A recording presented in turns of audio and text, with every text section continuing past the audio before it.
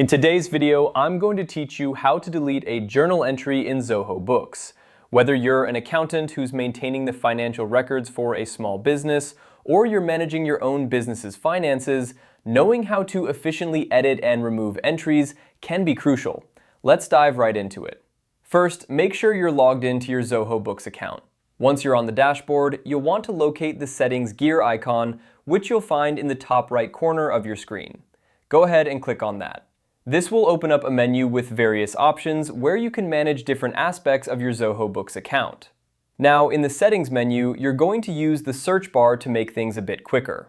Click on the search bar and type the word journal. This will help you narrow down the options and find exactly what we're looking for without having to scroll through a long list of settings. After typing journal in the search bar, you'll see an option labeled accountant. Go ahead and click on this option.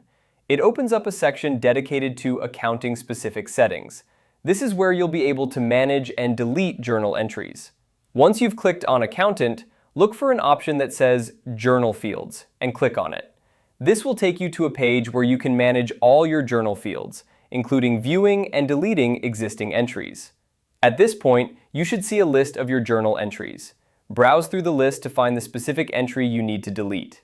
If you have many entries, you might find it helpful to use any available search or filter options to locate the entry more quickly. Once you've found the journal entry you want to delete, check if there's a delete or trash icon next to it, or you might need to click into the entry to find a delete option. Click on this delete option, and you may be prompted with a confirmation message asking if you're sure you want to delete the entry.